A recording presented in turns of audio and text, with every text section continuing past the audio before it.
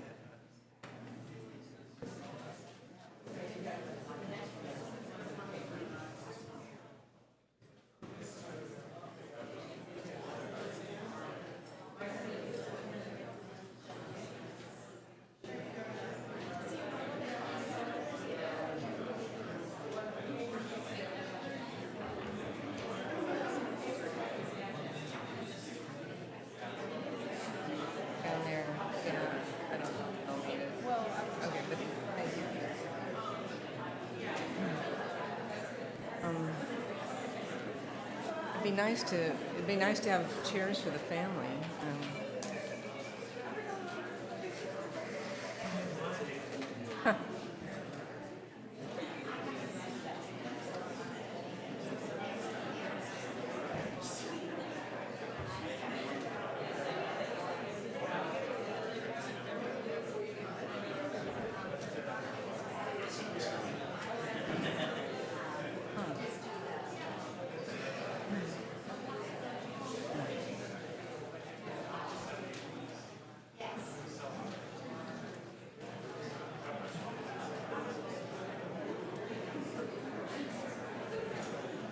When do you want to make your announcement?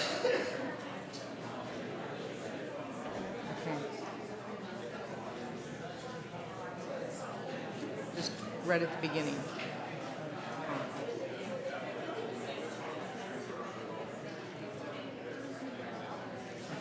Okay. If I don't remember, just bring it to me.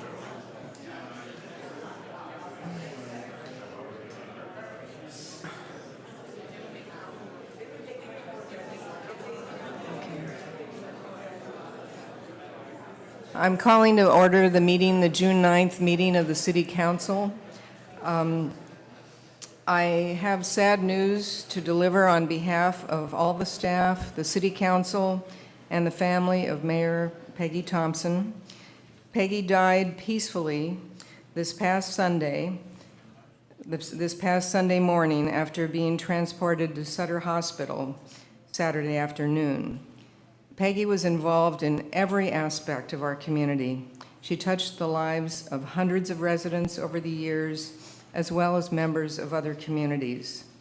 There will be a memorial service to celebrate her life, and it will be held this Saturday at 10 a.m. at the Presbyterian Church on Dana Street in Berkeley. The family asked that we read the following letter to you.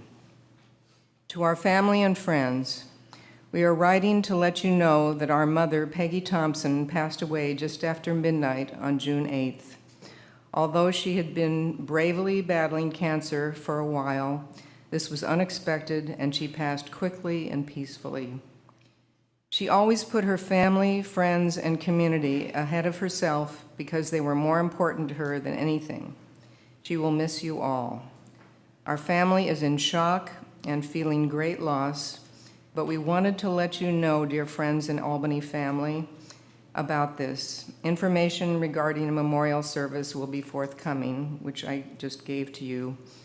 We appreciate your support and prayers, the Thompson family. In keeping with Peggy's work ethic, we are proceeding with the agenda tonight that she helped set up for tonight's meeting.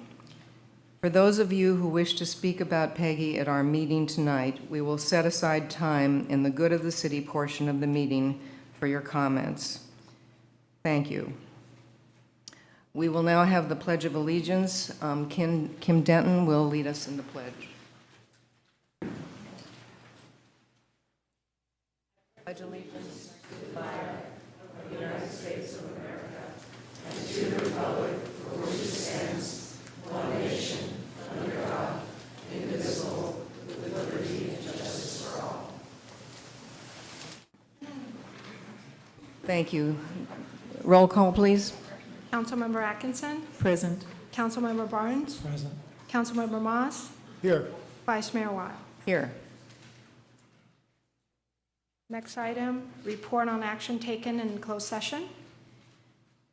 On closed session, item number 1, the portion of the 1000 San Pablo Avenue and under negotiation, the terms of ground lease for installation of a telecommunication antenna. We gave direction to our property negotiators. On the second item, the closed session having to do with the employee performance evaluation of our city manager, we were in total agreement that we're fortunate to have Penelope Leach as our city manager. She has provided excellent leadership in the past 6 months, and we wish to have her continue in that permanent position.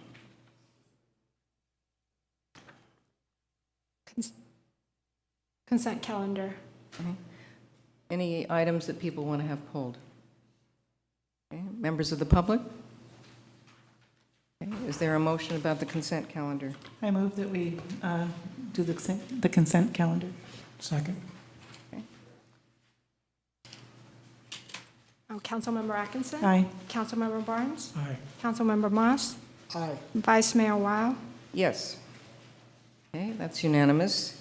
Now we will have a presentation to our Albany High School student, Isela Hernandez. Is she with us? Yes. And Councilmember Atkinson will join you there at the podium. Buenos, bienvenida.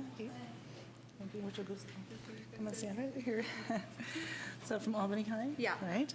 So I'm very proud to present this certificate of appreciation from the City of Albany. The City of Albany commends Isela Hernandez for receiving a scholarship award from Ronald McDonald House Charities and for her outstanding academic achievement and community involvement. Congratulations, Thank you.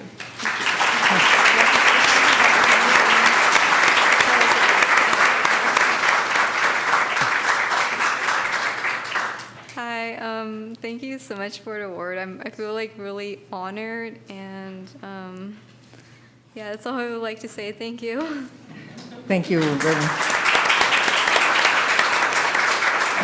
very proud of you. Good of the City Public Forum announcements for persons desiring to address the City Council on an item that's not on the agenda. Please note that city policy limits each speaker up to 3 minutes. The mayor may reduce the time limit per speaker depending on the number of speakers. The Brown Act limits the council's ability to take and/or discuss items that are not on the agenda. Therefore, such items are normally referred to staff for comment or to a future agenda. Okay, thank you. Penelope, you wanted to make an announcement. Yes, since we have so many people here in the audience, I wanted to take advantage of, we had a few more of these printed, and you can see them up on the screen there. A lot of times people wonder how they can best stay involved and in touch with what we're doing here at City Hall and in our various commissions and committees and different types of special events. So if you would like to, please take one of these home with you. A wonderful way to stay involved and know what's going on, again, with all of our commissions, committees, and city council is to sign up for our e-Notify program. And by doing so, it's very easy. It's just a few clicks, and you get all of the agendas sent to you in your email for any of the ones that you sign up for. So great opportunity and an easy way to stay involved. So please grab one on your way out, please. That's it. Okay. So Mayor Thompson and I had discussed when we met on Thursday, setting aside 1 minute each for the good of the city portion of the meeting tonight. So public speakers will be asked to keep their comments to 1 minute. What we will do is have the items that have to do with general comments, those will go first, and then we will reserve the second part of the good of the city meeting for commemoration of Mayor Thompson. I do not have any speaker card for good of the city, like all of them are. Here's 1, 2, 3. Okay, we have 3 speakers. Anyone else? Greetings, Albany. My name is Air. I don't live in Albany. I live in North Oakland. I've been supporting 2 friends of mine, Amber and Phil, in their attempts to keep their housing and their home that they've made for 7.5 years on the landfill. My connections to the landfill go back 15 years or so as an occasional visitor and enjoyer of that space. And I really want to advocate, one, that we do our best to keep it as much as is as possible and do no more harm there. There's beautiful artwork. I hope that really gets left alone. What happened to Amber and Phil, though, really does need to be addressed. This is the first city council meeting since it happened. I was sleeping out there in solidarity with them and was woken up at 4 in the morning by commando-style cops raiding the camp. It was totally unnecessary, assault rifles, just not even necessary at all for two people making their home. And I really think, ultimately the city manager is ultimately responsible for this decision through the police chief. And I think we need to hold each other accountable, not just honor people in death, but also in life, and keep the bulb free and wild. I'm sorry I only have a minute. I feel like I should have had a couple more after that experience. I'm really glad everybody's here fighting against the billboards, and I think we have to make the connections between having a healthy community and what that looks like. And we're actually pretty blessed on how many houses people live around here, and we should honor those that do and not try to push them back to Oakland or push them out of town. Peace. Thank you. Next speaker, please. Signe Matson, Albany resident. To begin with, I would like us all to imagine we are homeless. You've lost your house. Your possessions have been seized by the police. What do you do? So far, according to Amber Whitson's figures, the city has spent $575,242.75 on bulb eviction. $146,725 on this shelter that apparently no more than 1 or 2 people have stayed in at any time. $289,444.58 on the lawsuit, and so on. More than $500,000. Can I ask Imagine you're homeless. What do we as a community do? Thank you. Next speaker, please. Genevieve Wilson, Chair, Housing and Emergency Shelter Subcommittee, City of Berkeley.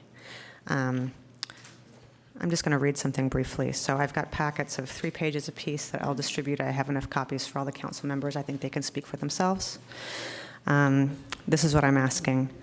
Karen White says, if the city will outline its concerns and procedure for submitting proposals, and I'll add or, if that is already information that's readily available and we're not aware of that. She is happy to work with the government, the university, and any community partners to move the process of Amber Whitson's prior proposal forward. So if there's some way to make a clear response, even if it's, no, we're not interested, but here's another avenue, or this is what we'd like to see, this is what we'd like to receive, to make it worth considering, we'd like to talk. Thank you.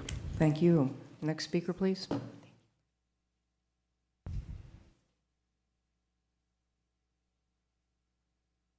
Hi, Lisa Kleinbub, Albany resident. I have mixed feelings about coming here tonight, given the mayor's death. However, I did want to express my sadness at the fact that there were no homes, as far as I know, found for residents of the bulb in the city of Albany. I realized that there were some homes found in other locations. I am saddened by the fact that our community did not find homes for Albany residents in our town. And I do believe that we have outsourced our issues to other communities, and I think we need to take some responsibility for that. And I hope that you as a city council begin to work with our neighbors, our other communities, as well as with our residents on that issue. And I will continue to work on issues of affordable housing in this community overall. Thank you. Next speaker, please. Albany resident.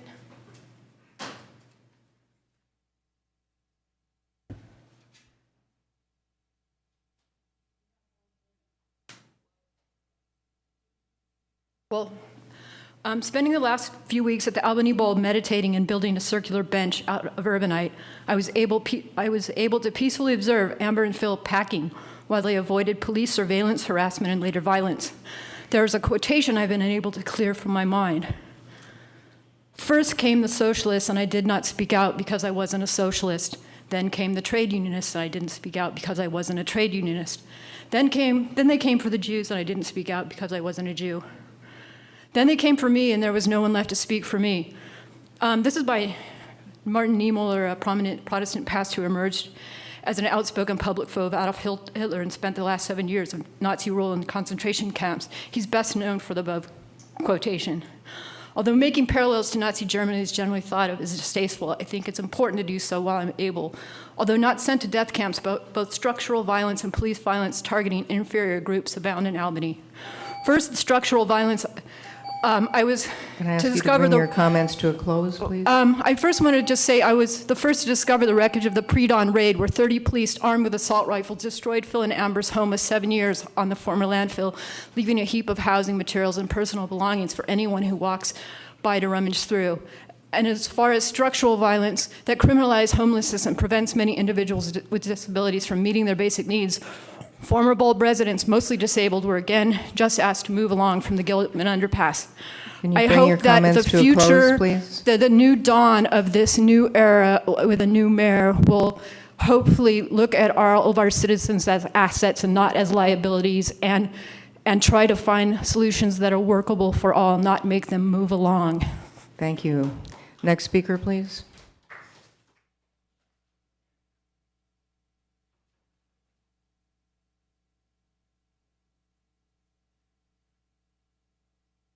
I'm Delia Carroll, Albany resident, and while I certainly do not think that the militarization of our police forces and the homeless problem is specific to Albany, I'm saddened at the way that this city government has chosen to handle how it manifests in our neighborhood. But on a practical note, I would like to know when you're planning to remove the 2 shelters from that area and when you're planning to reestablish parking along Buchanan Street. And furthermore, I'd like to point out that I, among others, am down at the Bulb every day picking up trash and things that don't belong there anymore, and I would really like to see some of you down there. I think that would go a long way towards reconciliation of this rift that's shown up in our community. Thank you. Thank you. Next speaker, please. Eleanor?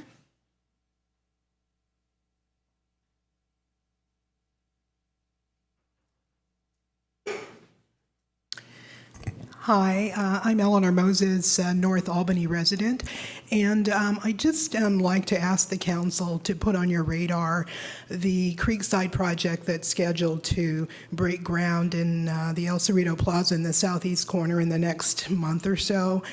It's a project that's sat dormant for a number of years, and North Albany residents are really concerned about increased cut-through traffic.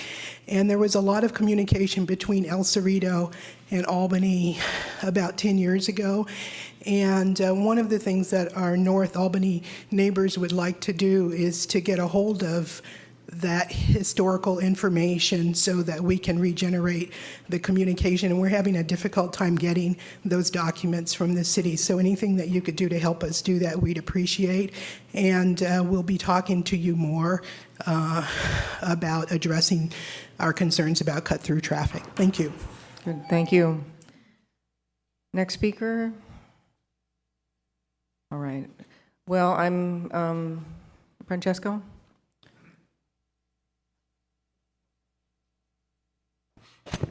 Francesco Papalia. Just wanted to let you know that there was another major effort to furnish the home of a formerly homeless person. A very generous person had emptied out an entire 2-bedroom apartment at the university, including beds, couches, everything.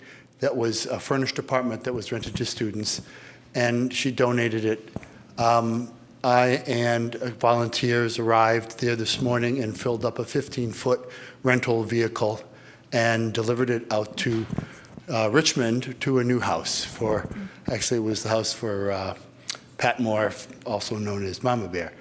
While I find this effort very satisfying to actually do something to help people get housed and into safe housing, it is relevant to understand that the places that the people are being housed are in areas very far from our borders. And this is very much actually over by the Richmond dump area, which is where these people, this particular person was being housed. So anyone who wants to donate can contact me at albanybythebay@gmail.com, and we can pick up your donations and facilitate their use immediately to people who are being housed. Thank you. Okay, thank you very much. Last speaker.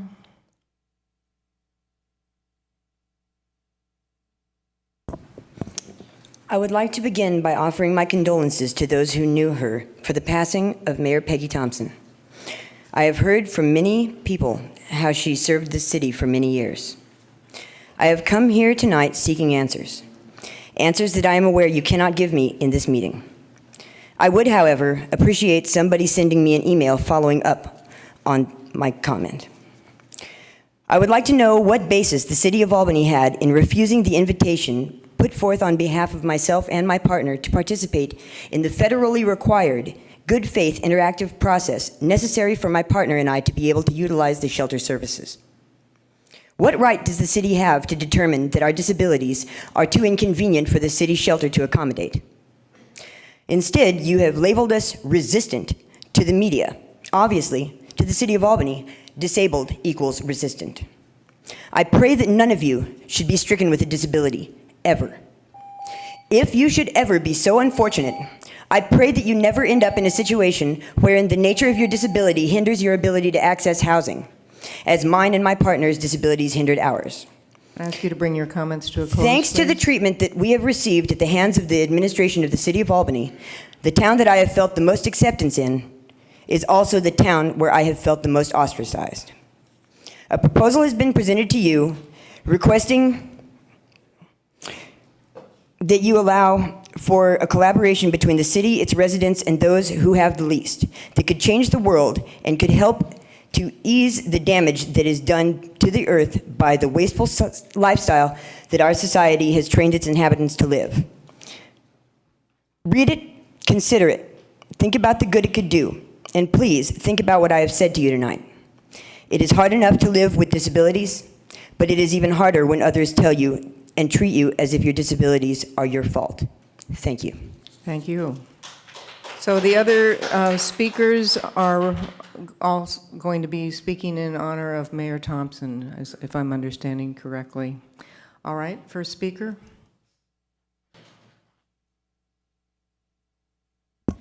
Good evening. Good evening, Council, City Attorney, City Manager. My name is Robert Zweven. I'm a resident of this community. I don't quite know how to say goodbye to Peggy. I don't know quite how to process her passing, but I do know this, that I had the honor of serving on this, in this city at the same time that Peggy did over many years, and I know that she served on the school district for many years. And I can't imagine, or I don't know, anyone who has given so much of herself, who has contributed so much to this community, and who cared so much about this community. It's sad that she is not here. I hope that in the future, people will remember her as a tireless person who worked for the community, whether they agreed with her or disagreed with her. And I hope that we all think of her in the light of being able to do the same, or to treat this city with the same respect and care that she gave to the city. Thank you. Thank you. Mayor and Council, Robert Chasty. I too want to join in the comments about Mayor Thompson. Peggy is a wonderful woman. She made everybody feel welcome. For those of you who have had the pleasure of working with her, she's just a joy to work with. She had that kind of funny laugh that she had that kind of lightened up the room, and she managed to make the job a little bit more fun. You know, she was just a terrific person to work with. She was dedicated. She really cared about public service. She, in some ways, was the quintessential independent thinker. You know, she always had her own way of approaching a problem. And yeah, she was really human, which was really nice about her. When she was peeved about something, she let you know she was peeved about it. When she was happy about something, she let you know she was happy. She didn't seem to be concerned about trying not to be who she was. She's a wonderful person. We're going to miss her. And she's certainly sets a wonderful example for public service.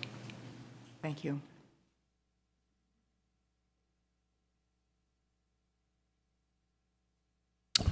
Alan Maris, Albany resident. I served with Peggy on the city council as well. Peggy, thank you so much for all you've done for us. Thank you.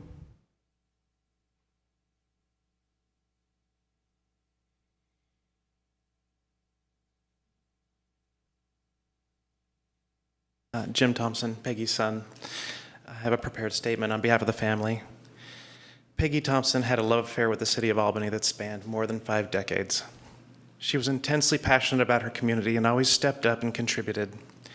She ran for elected office 8 times. She served on the school board for 16 years and the city council for 14, including 4 terms as mayor. She was always tough and tenacious and always had a strong point of view. But her leadership was most easily characterized in one word: open. She ensured everyone had a voice and the opportunity to share their thoughts and ideas in an open, unbiased forum, regardless of what she thought. Yesterday, a friend sent me a brief remembrance of her that I would like to share. He said, "I recall a long conversation we had about local politics and was amazed that a white-haired grandmother with such a calm approach to the turmoil she sometimes faced as a civic leader. The city of Albany and the local government community will miss her greatly, as she was such a guiding force in many beneficial regional policy decisions that go unnoticed.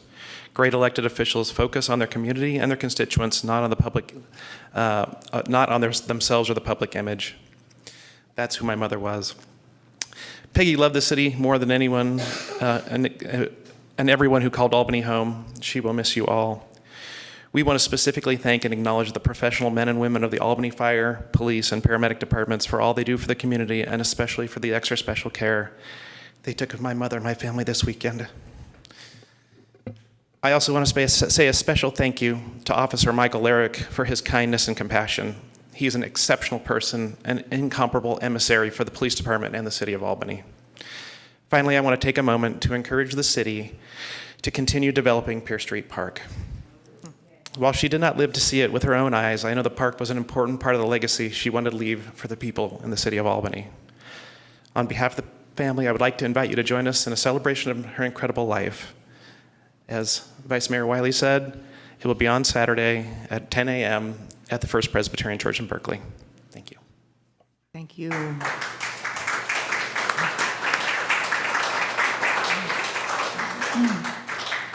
I know members of the city council also wanted to say a few words. Marge, did you want to start? Yeah, there's, yeah, it's really hard to not think about Peggy when we're up here, because she was such a great person to work with.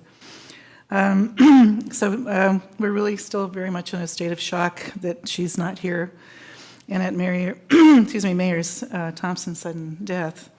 She's been such a vital force on the city council and in the Albany community throughout her whole life. And really nothing was more important to her than her family, her beloved family, and her beloved community, and that she really dedicated herself to you.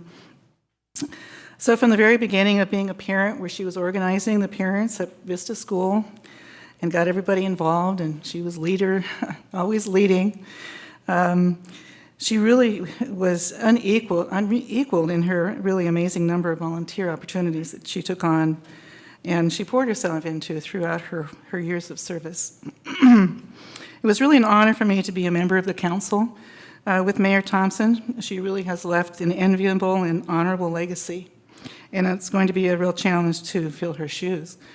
So my deepest condolences to the family and friends of Peggy tonight, and we really join in your sadness. It's just really hard.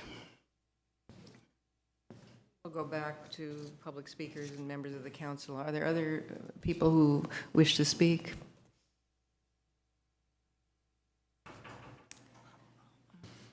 I'm Jackie Armstrong, and I've been Peggy's neighbor for over 40 years. We were very blessed. Everyone has said the wonderful things, but our family has been very blessed all these years to have been her neighbor and good friend. And Pierce Street Park, we would love to see the Pierce Street Park named after Peggy. And I'd like to say that tonight. She has a wonderful family, and John and her wonderful people. And she worked so hard on the Pierce Street Park. That was her baby. That was her. So thank you. Thank you. I know you were instrumental in making sure that Bo got his medication regularly.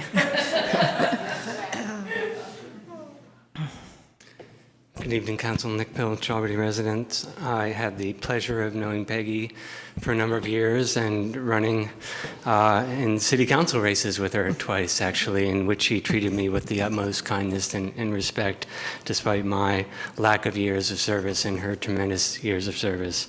It's astounding, her service to the city. And in fact, I was standing here 2 weeks ago speaking to her as a member of the city, as mayor, and I think it just speaks to her work ethic that she served her city until the end. A couple of more notes. As I knew her, she never refused a request for her time. She always took a phone call, always answered an email. In fact, she answered every single email that I ever sent, and other people have noted that as well. Always responded, always gave up her time. And it's a great loss for myself and for the city tonight. Thank you.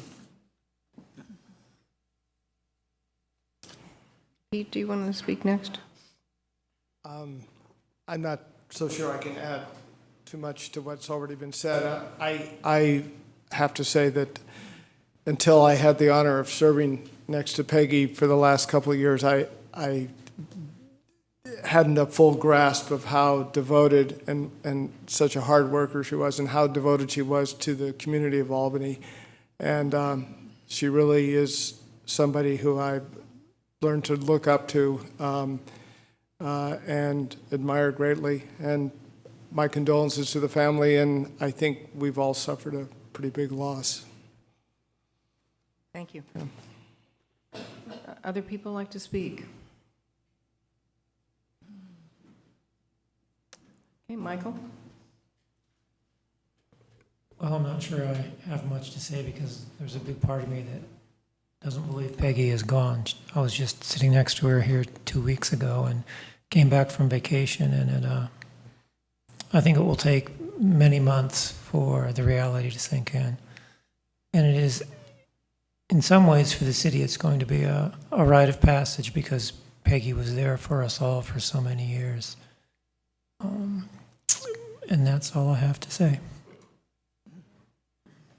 Anyone else?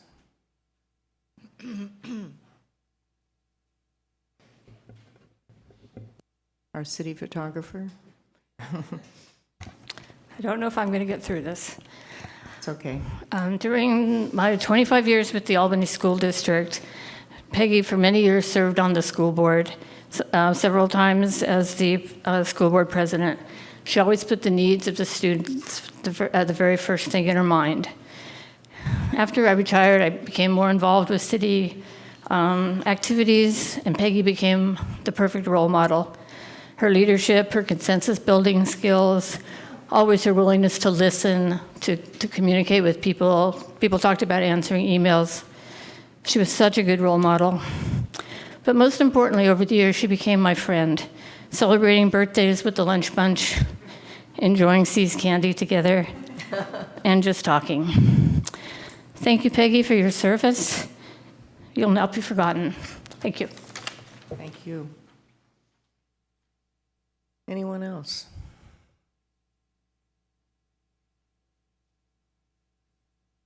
Okay, usually at the end of our meetings, we have a moment of silence in honor of the passing of an important person in the city. And since many of you are here really as an acknowledgement of Peggy's lifetime of work, I'd like us to have that time right now rather than at the end of the meeting. And I wonder if what we could do is us come there, and if everyone could really join hands in the moment of silence as a way of kind of emphasizing that we're all a community, and that when we go through a major loss like this, we really depend on each other to lift each other up. So let's go forward.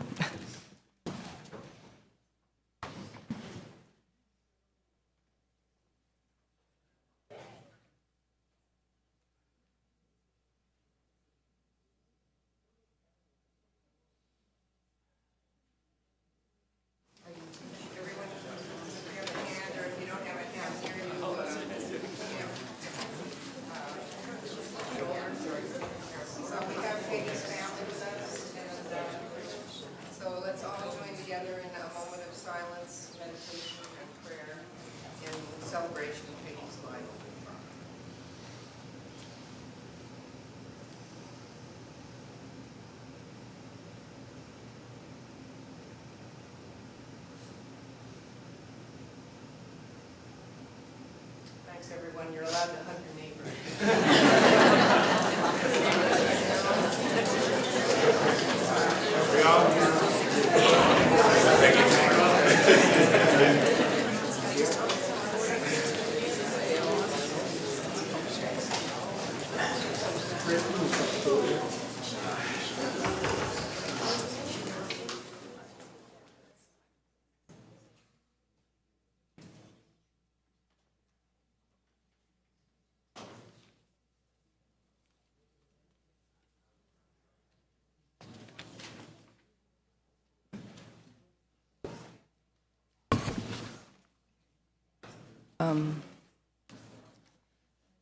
Should we go ahead with the next item? The unfinished business. Public Works Service Center, Resolution Number 2014-43, approving the preliminary design and specification for a new Public Works Service Center at 540 Cleveland Avenue. Authorization for staff to issue a request for proposal from design-build developer contractors and reservation of $1 million from internal service reserves for project construction. Staff recommendation that the council, 1, adopt resolution number 2014-43, approving the design plan and specification as modified to reduce the project size to approximately 15,100 square feet, authorizing staff to issue the attached request for proposal from developer contractor for the new Public Works Service Center at 540 Cleveland Avenue, and reserving $1 million from internal service fund reserves balance for project construction. 2, direct staff to terminate negotiations with Clear Channel Outdoors for the lease of a portion of 540 Cleveland for an advertising sign. Thank you. So, Council, the last time that this item was before you a couple of weeks ago, the matter was held over, and there were a couple of questions that Council had that they asked staff to respond to. One was whether or not the profile of the board could be lowered such that it would be less visible to the adjacent neighbors, and then secondly, whether or not the size of the facility could be decreased so that the revenues from the billboard would not be needed in order to finance the facility. So that, in other words, we could go forward with the facility without relying on that source of funding. So tonight we've come back with responses to both of those. We continue to recommend that you move forward with the request for proposals, although it is now for a smaller project of modified size. In regards to the sign, issue, the staff did confer with Clear Channel, and we did determine it would be possible to lower the profile of the sign. However, given the strong negative reaction on the part of the community, we came to the mutual conclusion that it was inappropriate to continue to pursue the lease agreement, and that's the basis for the recommendation before you tonight to terminate those negotiations. That then requires that the size of the facility be reduced, and I will turn it over in a minute to our architect to go through the new plans that were in your packet that show how the facility was reduced from approximately 20,000 square feet to approximately 15,000 square feet. That, of course, lowers the cost of the facility and thereby lowers the lease payment that would be required, but it does not lower it enough in order to completely finance the facility.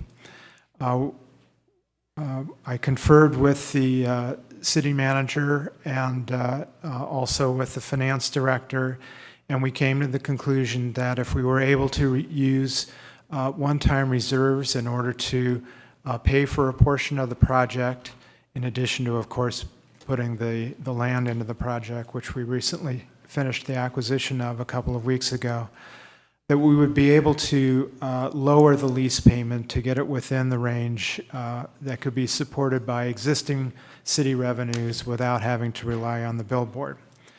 So before I turn it over to Jack to go through the plans, I just wanted to also turn it over to City Manager Leach to explain to you the use of the reserves.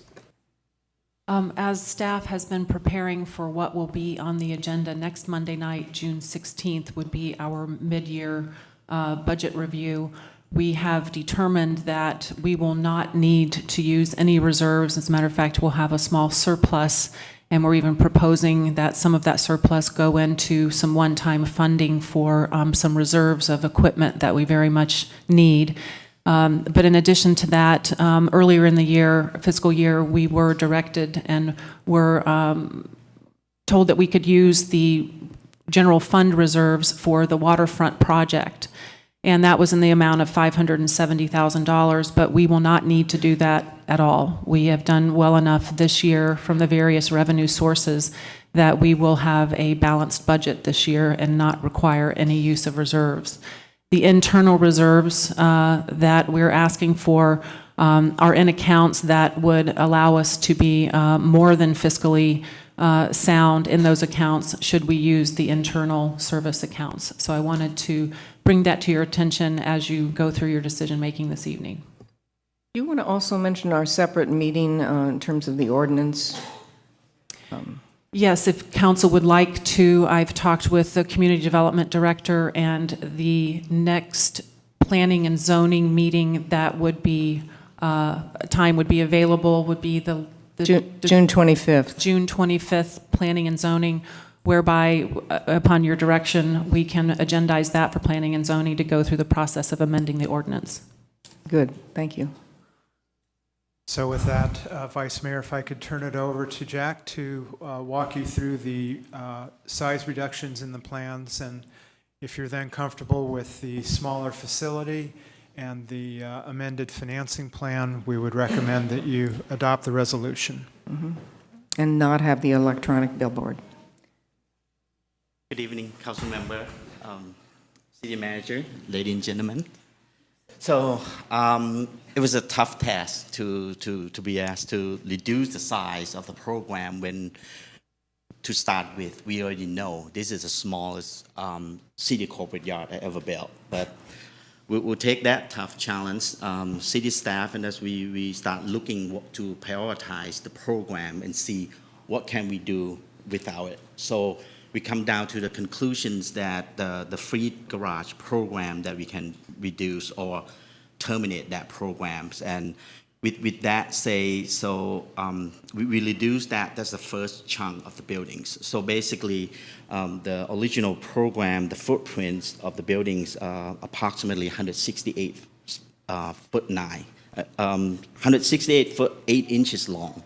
So we reduce it down to about 132 feet. So we eliminate that free garage program. And then with that, say, the way the building is, a rectangle shape, so we have to reduce about the same amount on the second floor. So we start looking into the second floor, and so what do we need to do? So we start cut down a little bit on the staff or space, so from the workstation, there used to be certain size, so we reduce it down. So we take some of the file cabinet out from their space and put in the local space. So in that way, that's how we minimize it. We cut down the 2 conference room, the toilet room that's on the second floor. We cut all that function down in order to get to the 15,000 square foot. And let's see. We still keep the front edge of the buildings, to the Cleveland Avenue the same way we are. So in that way, we have a little bit more parking in the backside.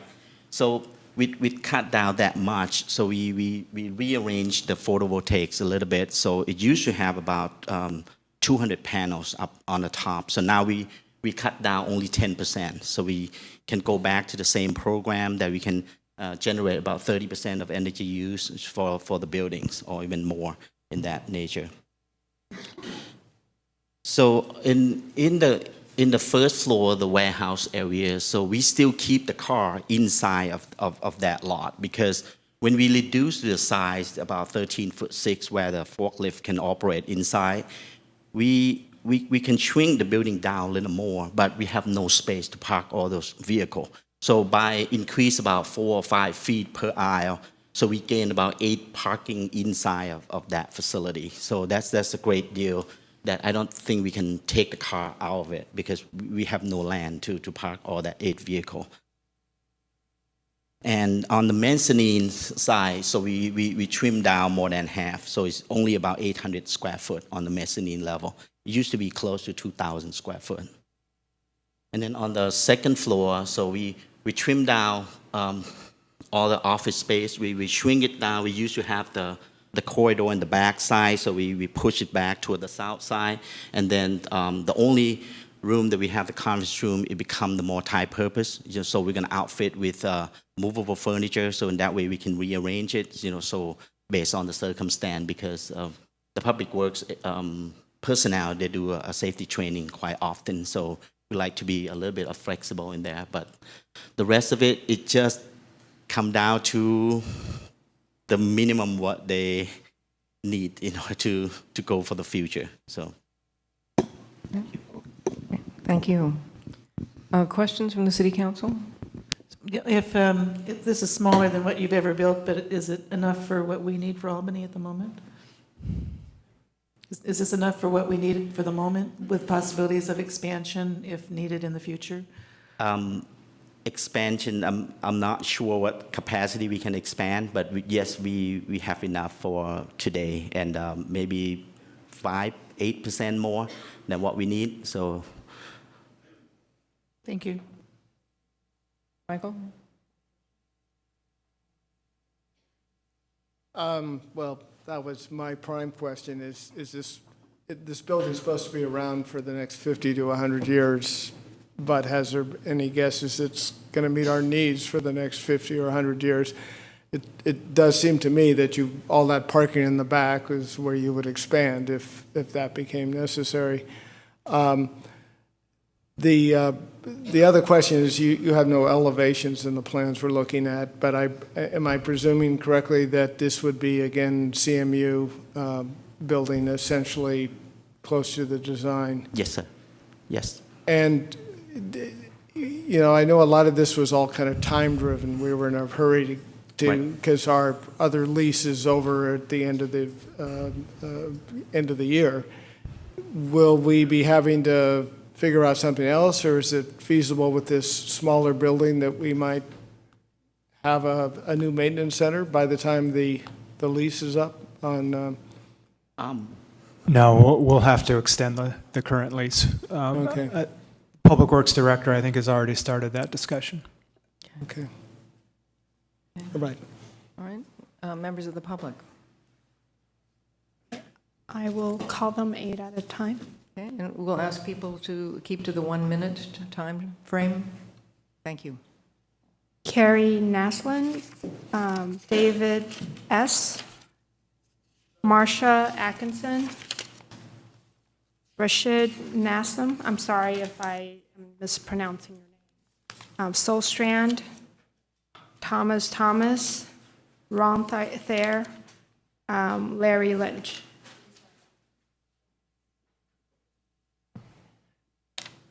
Hi.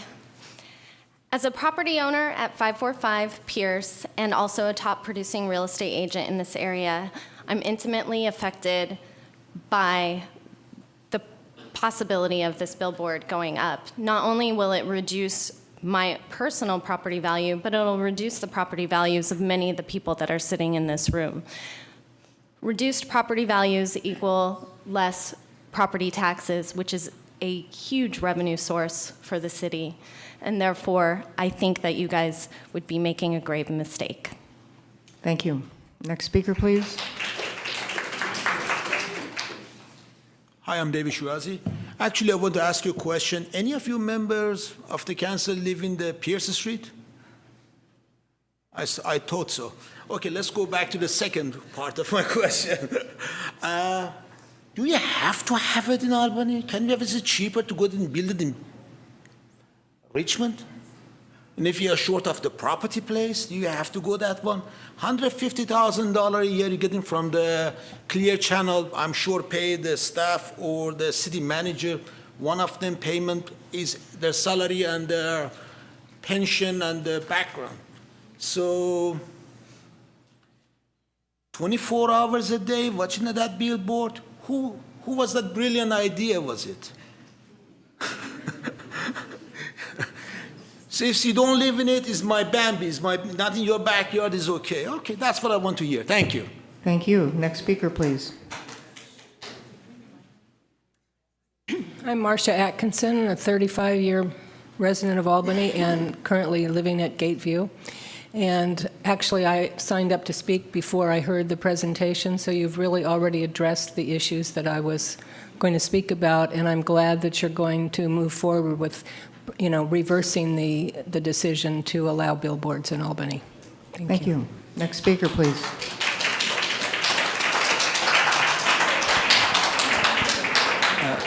Saul Strand, 38-year resident of Albany.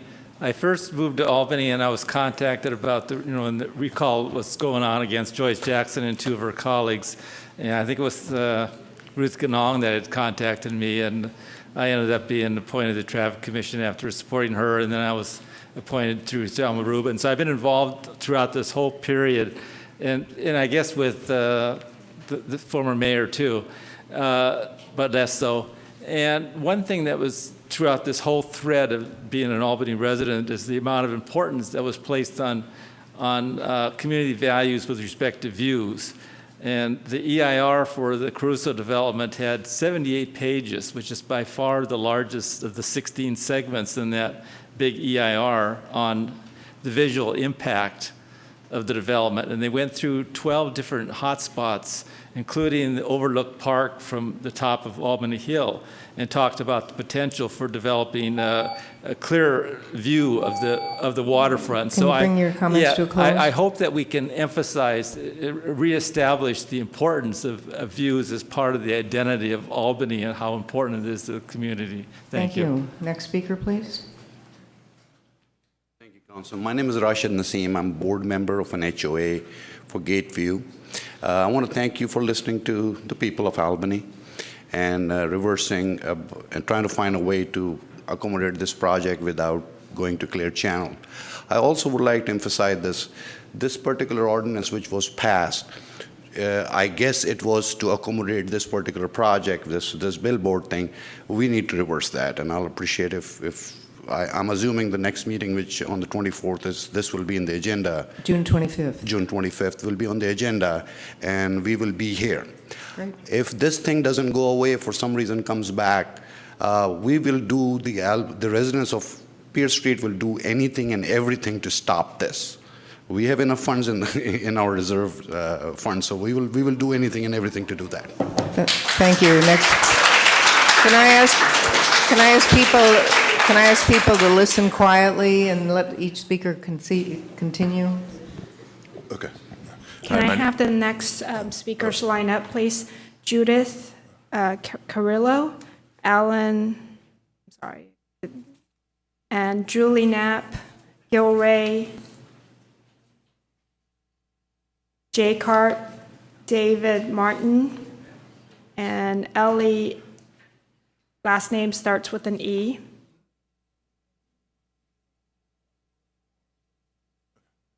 Hi, my name is Ron Thayer. When I look along the freeways there and I see Albany Hill, it reminds me of nature. It's all green, there's nothing on there. It's very pretty. And adding a digital billboard to me would be completely contradictory to that. It would kind of ruin the whole environmentally image that I think Albany has. So I hope that's taken into consideration. And also, the reflective light, I'm sure there's been other issues that hopefully you've thought about. Reflective light on the drivers, on the residents, distraction of the drivers, and also the cost of powering the billboard. I'm not sure, I haven't heard any numbers on that, but it would definitely seem to put a fingerprint, or a footprint rather, on what we're doing here in Albany. And also, if there's roughly 700,000 residences, couldn't there be a special assessment of, say, just $10? And wouldn't that help stockpile the reserves to afford the project? So I just hope that was all thought about. Okay. Thank you. Next speaker, please.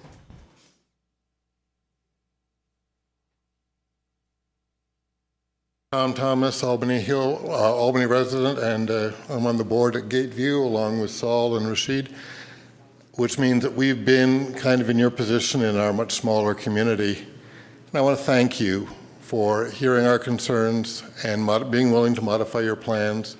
That we really appreciate that. Thank you. Thank you. Next speaker, please.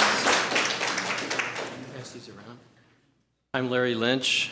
I'm a resident of Gateview Apartment, and so we look directly out on the bay. Everybody has talked about the fact that it'll obscure the view of the bay and all that, and the property values. But what I'm handing around here, I did some research on the safety issues concerned with this billboard, and there are quite a few studies that have shown that drivers will be impacted by this, and also the motorists seriously annoyed by it.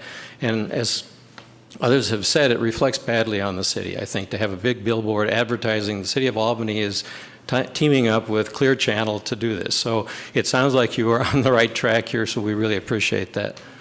Thank you. Next speaker, please.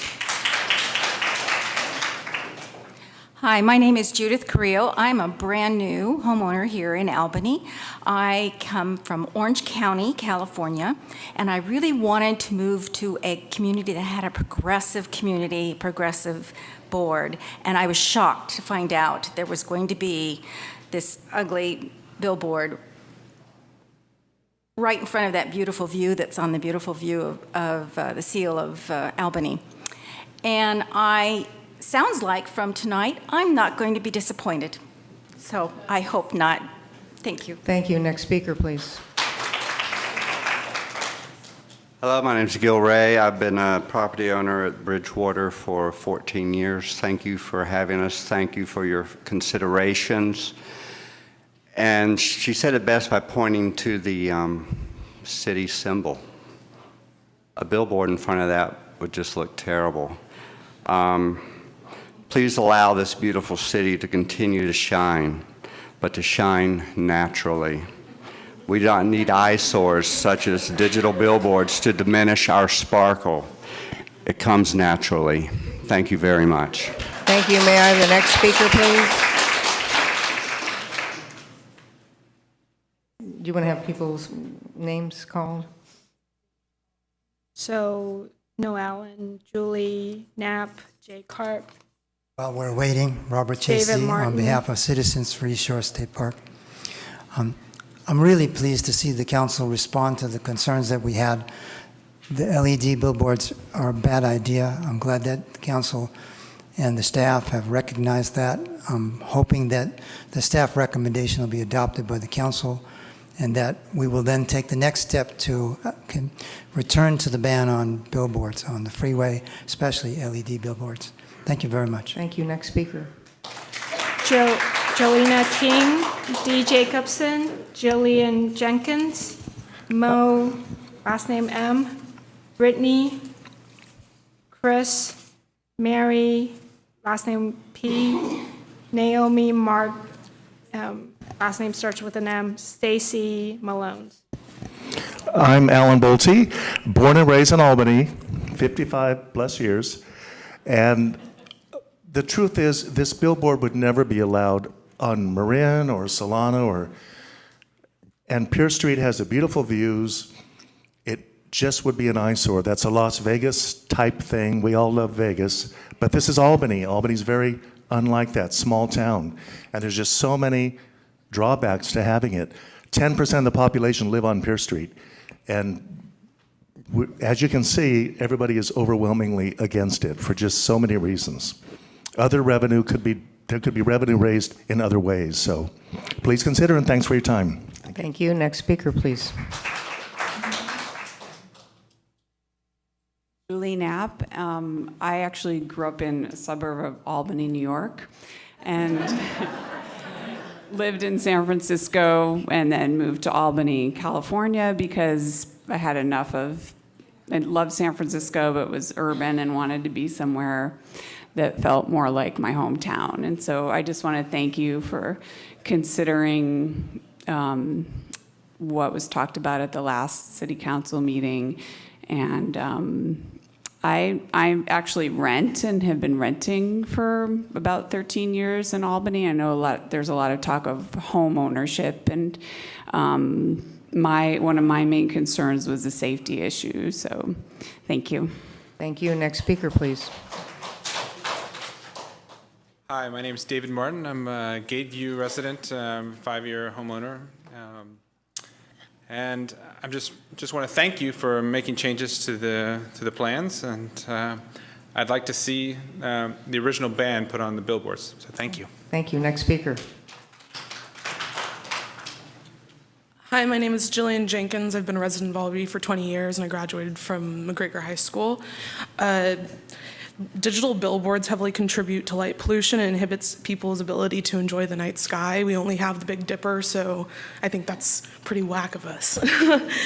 Its harmful effects cause people to not be able to sleep as well. I personally have the Richmond billboard that's in Ranch 99 right towards my window, and it just shines through all day long, and it's just a terrible, terrible waste of energy. And there's rumors that you guys are trying to put up a billboard on Solano and San Pablo, and that shouldn't be allowed either. It's a distraction to drivers, and it's just ugly. So for the sake of the citizens that you guys serve, I really hope you guys ban all digital billboards in Albany. Thank you. Thank you. Next speaker. Hello, my name is Brittany Curry. I'm a resident of Albany. I live in Gateview. And I just think that banning digital boards is initiative that I think not only Albany needs to take, but the United States over money over climate control, because, I mean, our world is dying in front of us. And I just think the revenue that we receive from it will ultimately not help us in, the tragic situations that come with pollution that billboards and other things that materialistic society has helped make happen. So I just thank you for considering to ban the billboard. Thank you. Next speaker, please. Hi, my name is Leanna King. My husband and I have lived in Gateview for 25 years. And what a relief it is to hear that the decision has changed about putting up those billboards. I'd like to encourage the reinstatement of the zoning code that stops them. And this morning at 9:35, there was yet another 3-car collision right outside our window. And I want to congratulate the council for helping to prevent those kinds of things from happening. One quick second, I want to talk about the fact that I have seen the City Council and the City of Albany jump through hoops to get by and create financial solutions to the things that have come up over the past several years. And I'm sure largely this is due to Peggy's influence, but also the rest of the council. And I really think that this is more of a message to it, to the rest of it. We need to pay more taxes. You get what you pay for. Thank you. Next speaker, please.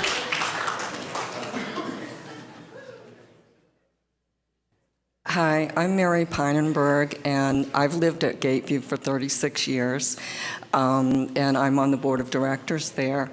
I want to thank the council and the city staff for not putting up the billboards and changing the zoning ordinance.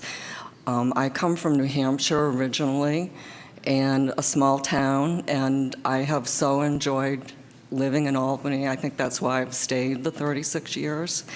And to have the waterfront, the beautiful view, marred by having a giant billboard would just be a shame for the city. And I think it would be a shame for the, no one's mentioned like the children, but for our heritage, what we're passing forward. So thank you so much. Thank you. Next speaker, please.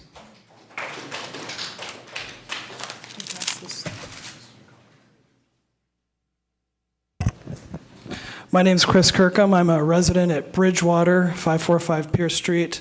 And so we've been collecting petitions that you have a blank petition in front of you. They all have the same language, but basically they say, I oppose the installation of any billboard in Albany. And also that I request that you remove all of the code amendments that made these digital billboards possible. And so we collected 310 signatures of people that live in Albany, and I'm going to turn that into you now. And so I'd really like to thank the city for compromising with us. Jeff Bond met with us and was really accommodating, and we really want to recognize the work that you've made to change the design of the building. It's just really great when government works, and so I hope that as City Council, you vote yes on these recommendations. Thank you a lot. Thank you. Next speaker, please.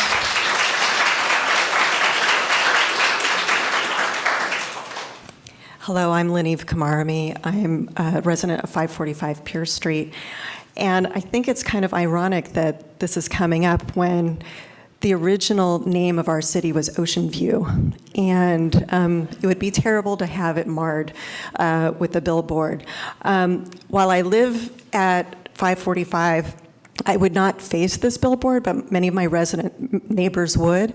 I'm also a cyclist who uses the waterfront every weekend. It's beautiful, and it would just be awful to have it marred in this way. So thank you to the staff for recommending this change, and I'd also like to encourage the council to reconsider the zoning so that we don't have to have digital billboards in our community. Thank you. Thank you. Next speaker. Could I have Nick Poach and Lynn Eve, last name Kumaroni? Oh, okay. And anybody else who didn't fill out a speaker card?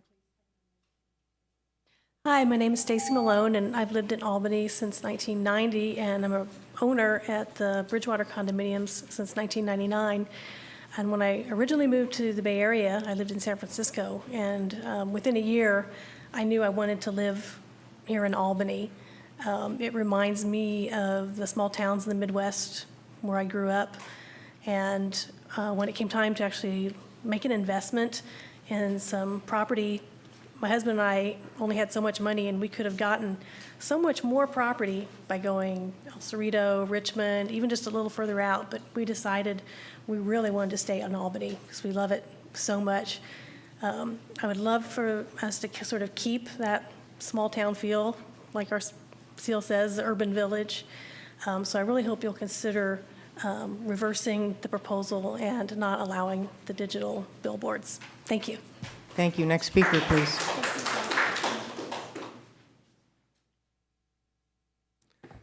Hi, Nick Pillich, Albany resident. Tonight I'm speaking on behalf of the Sierra Club about the previously proposed digital billboard. I'm also planning and zoning commissioner, but since the billboard has been removed from the project, I feel I can speak about this one portion of the project since it no longer will be coming before the commission.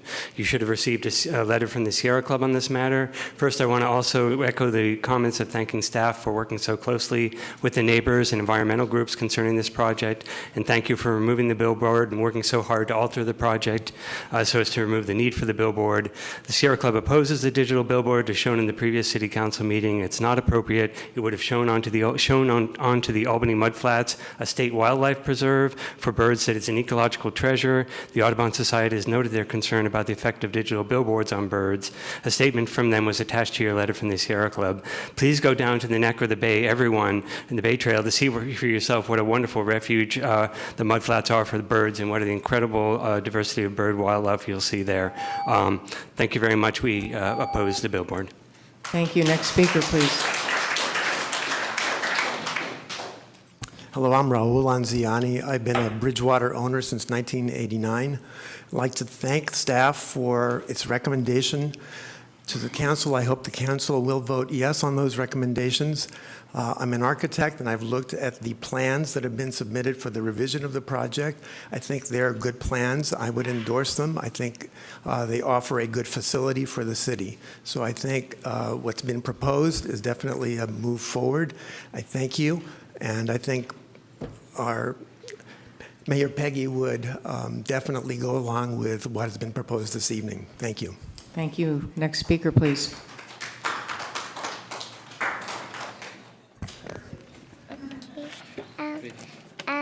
My name is Naomi Marquina, and I am here to represent my Gateview community and to oppose the digital billboards plan by the City of Albany. Thank you. Thank you. Next speaker. Tough act to follow. Good evening, Council. This is a good example of the community, council, and staff coming together to reach a consensus on an issue, and I thank you all for doing that. I do have a concern, though, about the building a facility that meets our needs today, but perhaps not into the future. We all know that space is at a premium in all of our city facilities, so I hope you'll explore ways to creatively increase the size of the building. Thank you. Thank you. Next speaker, please. Rochelle Nason, Robert Coleman, and Brian Parker. Carol, do you want to go ahead? Hi, I'm Rochelle Nason, and I don't live anywhere near this billboard, but I do want to express my appreciation and support for the new direction, and have been frustrated in recent years in seeing these proliferate, especially on the approach to the Bay Bridge, but also Berkeley and Richmond, and I'm glad to see Albany become a leader. This morning's Oakland Tribune included an article in which a Berkeley City Council member was quoted criticizing Albany for theoretically having pushed homeless people over there and not having consulted with them, something that I very strongly disagree with and actually posted a response to. But I think that in this situation, as in that situation, we are facing regional problems. Of course, the neighborhood has its issue, but everyone who travels on these corridors is affected by these billboards, and I'm glad to see Albany taking the lead. Thanks. Thank you. Next speaker.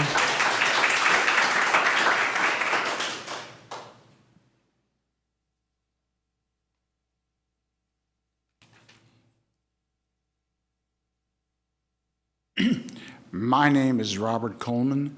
I've been a resident of Bridgewater since 1991, approximately 22 years. And I hope that you would consider the possibility of readjusting the ordinance, because I'm always fearful that some other private entrepreneur might step in and we might have to visit this issue over and over. But if you put in the original ordinance, that acts as a bright line standard that no one can cross. But otherwise, both you and those of us are faced with adjudication after adjudication and review after review, and possibly even, in certain cases, depending on what someone wants to do, an environmental impact report under CEQA. Possibly. And I certainly hope we don't have to do that. Thank you. Next speaker.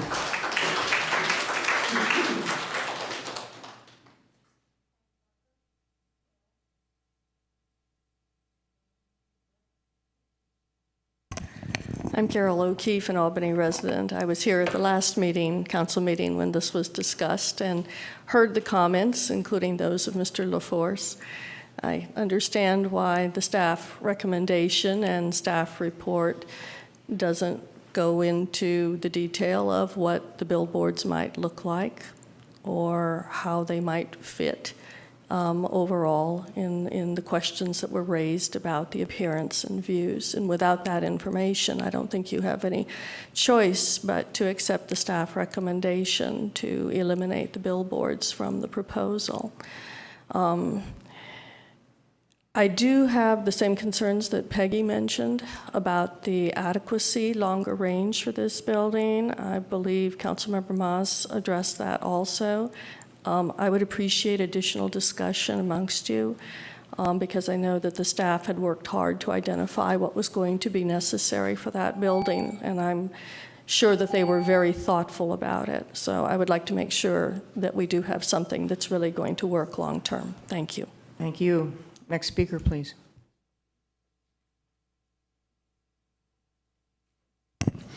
Hi, my name is Brian Parker. I really want to thank staff and the council for being responsive to the concerns of the community.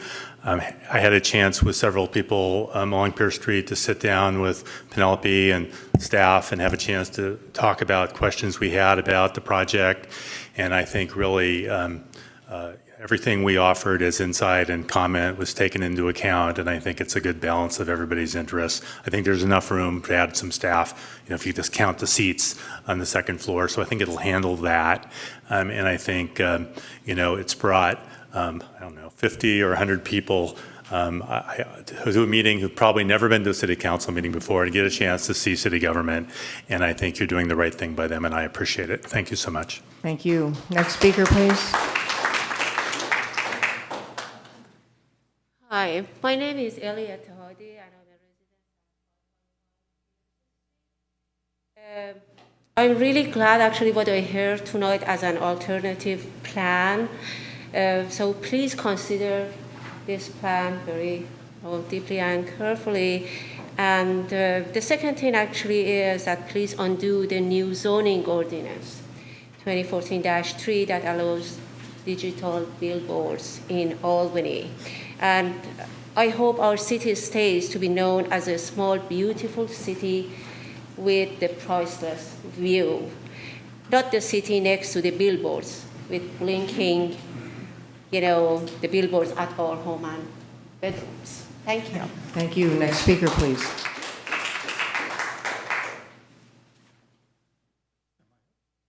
I believe this is the last speaker.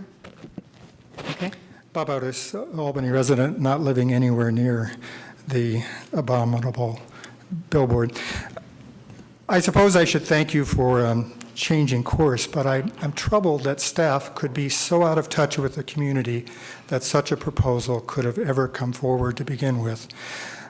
I am reminded of driving through the MacArthur Maze about 20 plus years ago when my son, who is now 38, was in high school, and there was a particularly garish billboard in Emeryville, and he looked at it and said, gosh, that should say, Emeryville will build to suit.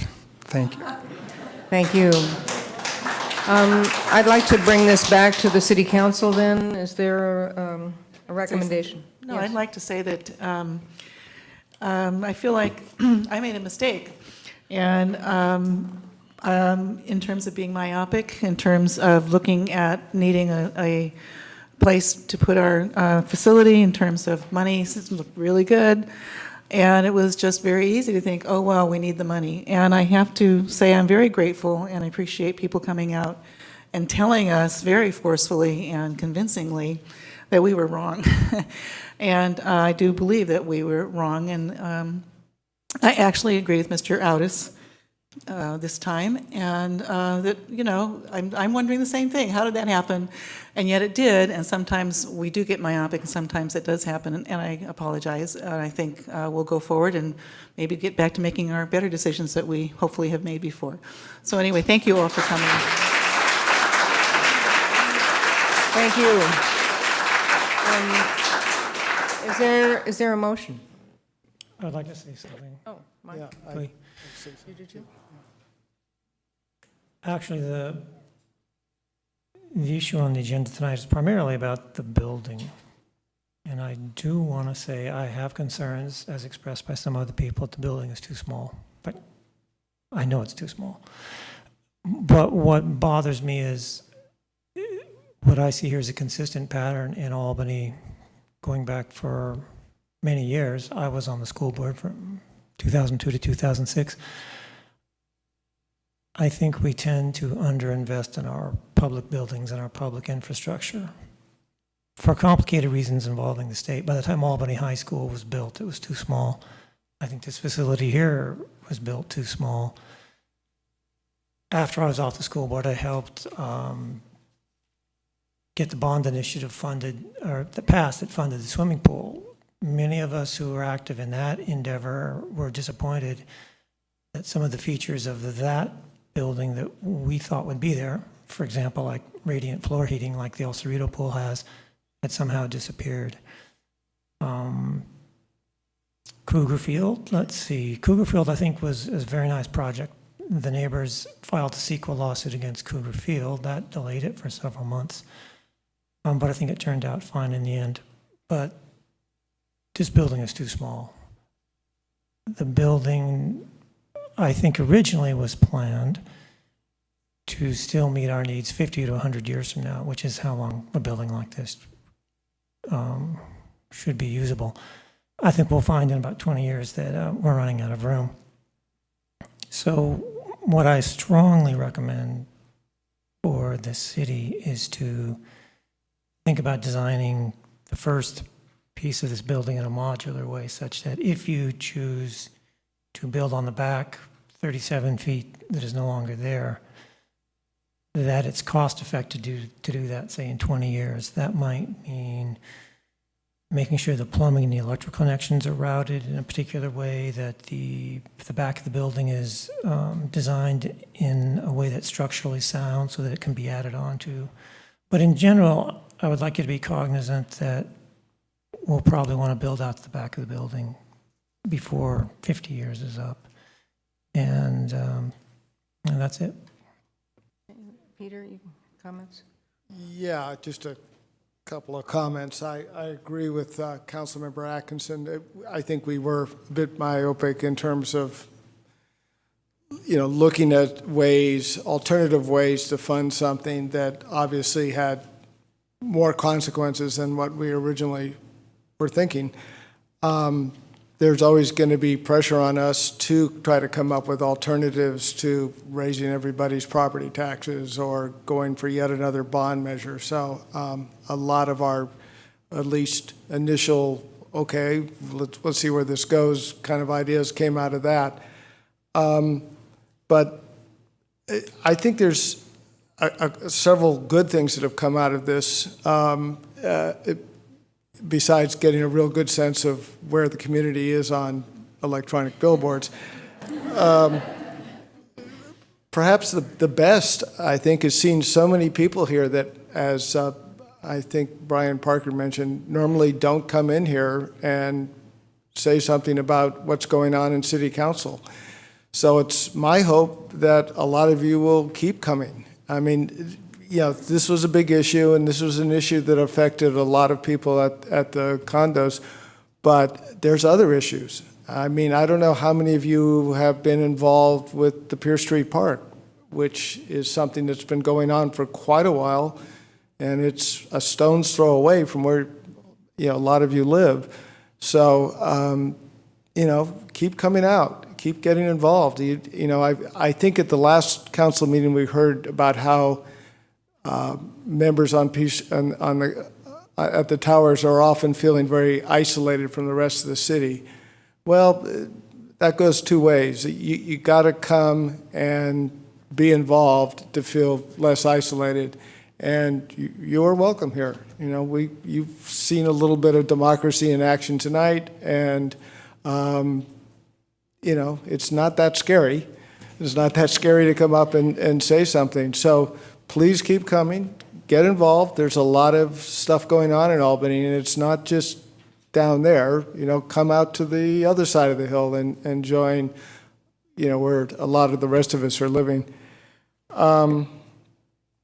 So the other issue that's come up about this building being small, that's kind of my inclination too, that this may be a bit small, but it could be added on later. And it wouldn't be as cost efficient, obviously, but there's all that parking between the back of the building and the railroad tracks is space that we could add on, and hopefully we can come up with other ways of financing it, or maybe we'll be in even better times and we can just take it out of the general budget when we need to do that.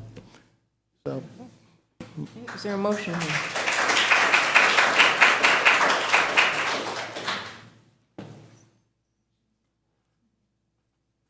I'll make a motion. I recommend that we adopt resolution number 2014-43, approving the design plans and specifications as modified to reduce the project size to approximately 15,100 square feet, authorizing staff to issue the attached request for proposals from developer contractors for the new Public Works Service Center at 540 Cleveland Avenue, and reserving $1 million from Internal Service Fund reserves balance for project construction.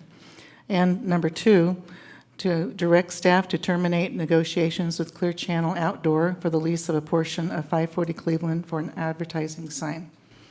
And do you also want to recommend that we refer the ordinance I to do. discussion? I recommend we refer it back to planning and zoning, I think is where it has to go, right? To reverse that decision about having LED billboards. Okay. I'll second that. All right. I'll poll the council. Councilmember Atkinson? Aye. Councilmember Barnes? Aye. Councilmember Moss? Aye. Vice Mayor Weil? Yes.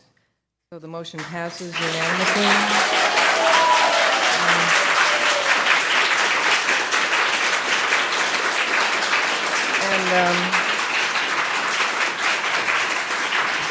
Other next business, reports on meetings attended, announcement of events, future agenda items. Okay.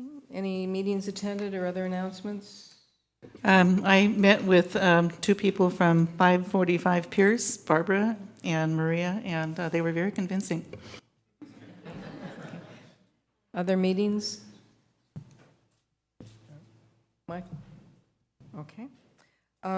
Thank you, everyone, for attending, and especially commemorating the life and the work of Peggy Thompson with all of us. The meeting is adjourned.